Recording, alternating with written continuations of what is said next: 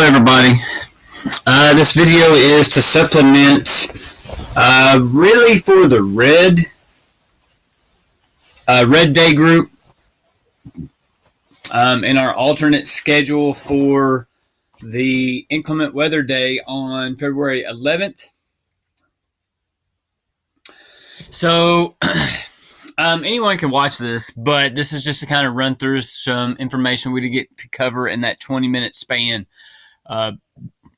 Thursday, February 11th. So again, our major topic in which we are looking at is the idea of setting the federal budget. And we started off by talking about budget, deficit, and debt, making sure that we understand what those were. Here is a basic definition or description of budget, deficit, and debt, and then it also adds into play the idea of what expenditures and revenues are. These are terms that we need to understand, and we talked about these in length. But expenditures are what you are, exactly what it sounds like, spending money on. Revenues are what you are, how money is being brought into the government. Usually that is through taxes. And other sources that are being paid by the citizens of the government.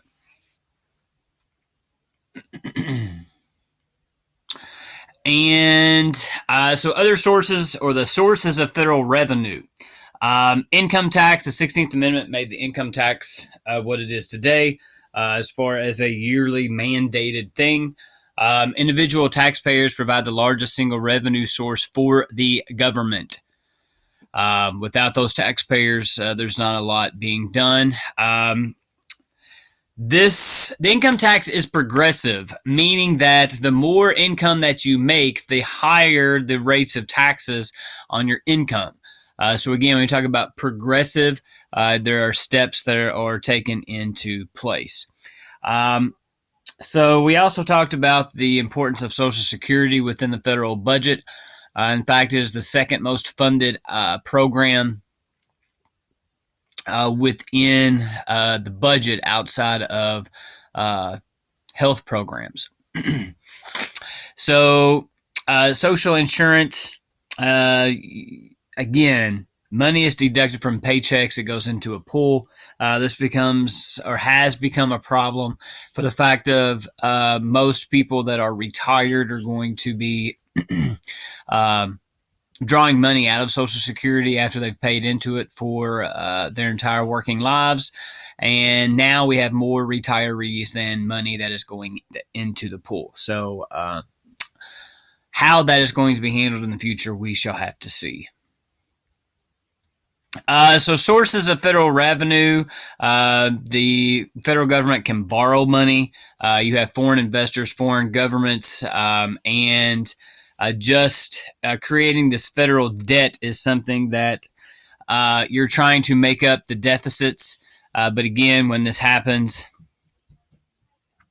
you will see here in this graphic the national trends of the national debt, and it continues to rise.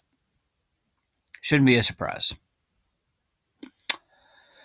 So, loopholes. When we talk about loopholes, this is any tax break that allows a person to benefit from not paying some part of his or her taxes.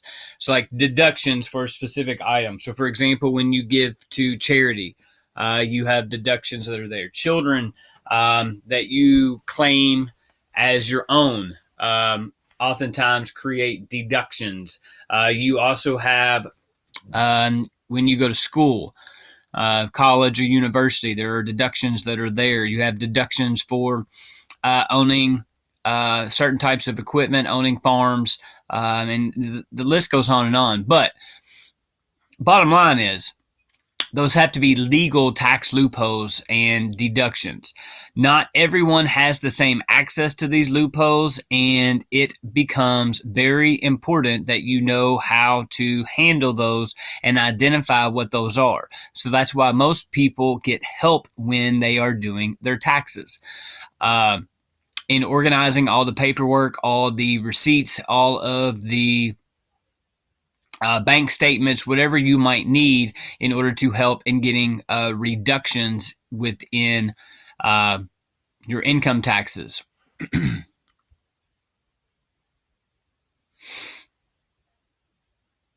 So tax reductions, tax reform. Again, taxes from administration to administration, presidential administrations are going to change. Generally, people want to lower taxes or make you think that they are lowering taxes. But again, those taxes are absolutely, positively necessary for the federal government to survive.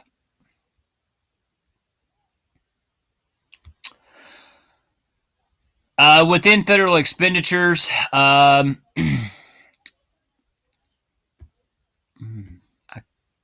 computer's going wacky. There we go. The biggest part of the federal spending today is on social service programs. So again, Social Security. You talk about healthcare, Medicare, Medicaid. Medicare is healthcare for the elderly. Medicaid is healthcare for the poor. There are a lot of students at Nelson County High School that qualify within Medicaid within their family. But these programs are meant to help those that are in need.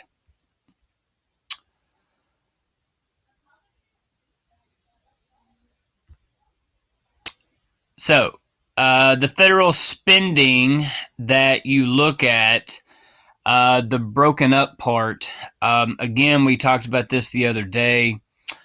But just to give you, and this is an older graphic, so what we talked about the other day, like health has actually went over your defense, and so has pensions and Social Security.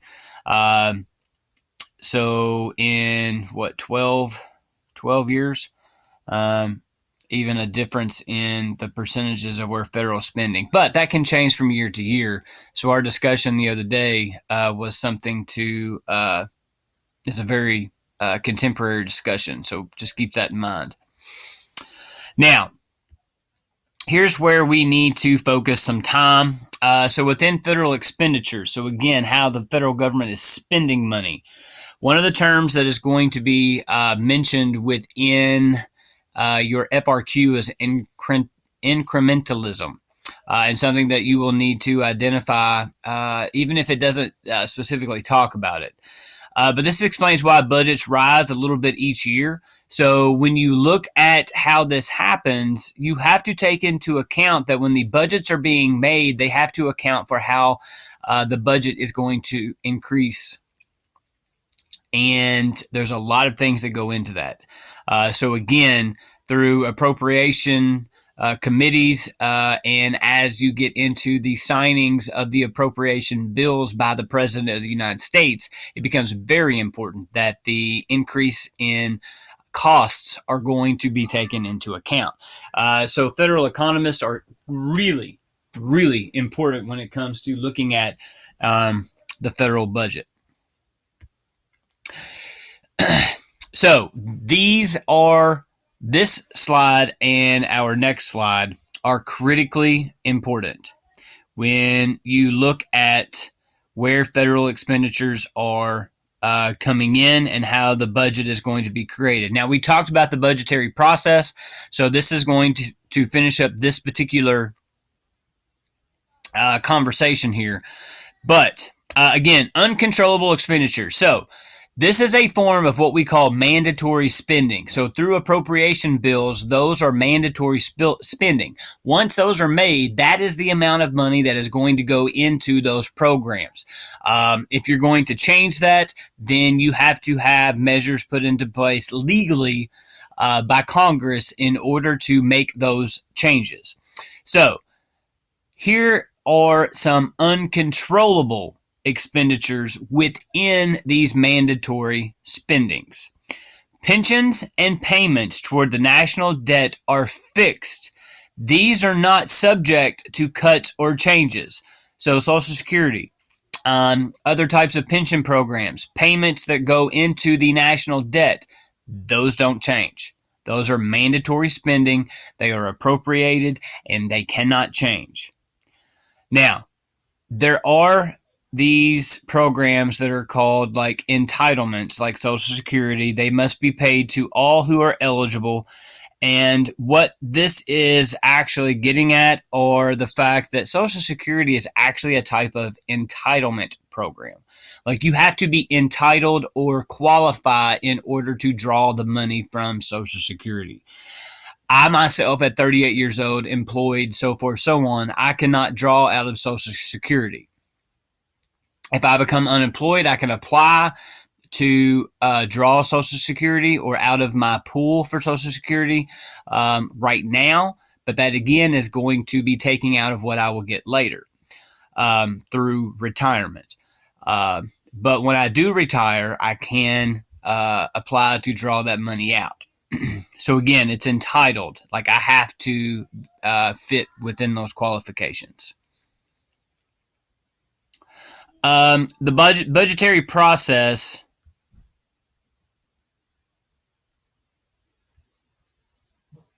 I lost myself. The budgetary process that we talked about, again, the president creates.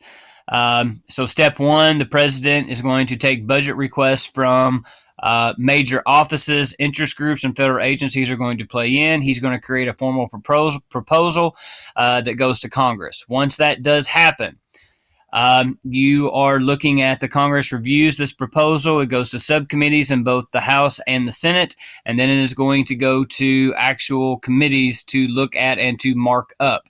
Then it is going to go to the appropriations committees in both the House and on the Senate. And then it will go to a committee combined of House and Senate after it comes out. And goes to the floor of the House and the Senate. There are going to be appropriations that are made through the appropriations committees, and then Congress is going to pass the budget bill, and the president must pass or sign the final budget. If he vetoes it, it can go back to Congress. 2/3 vote can override that, and that's the budget that will live. Or if they don't get the 2/3 vote to override the veto, then this process starts over. But again, if it is not finished by October 1st, then there has to be resolutions that are made in order to keep federal programs funded. Not a good process, and it happens all the time. It's a very messy business, and even through budget reform, in which budget resolutions that set the bottom line for the budget were created, a fixed budget calendar saying this has to be the dates that we have budget information complete. But even through this, it just hasn't been very successful. Congress continues to pass continuing resolutions to keep the government going until a new budget is passed, and a lot of times after October 1st, it might be January, February before that budget is actually approved. And then the whole process starts all over again. So again, just keep in mind that this budgetary process is messy. That will conclude this video. If you have any questions, please let me know. Yeah, that's all we got. Have a good day.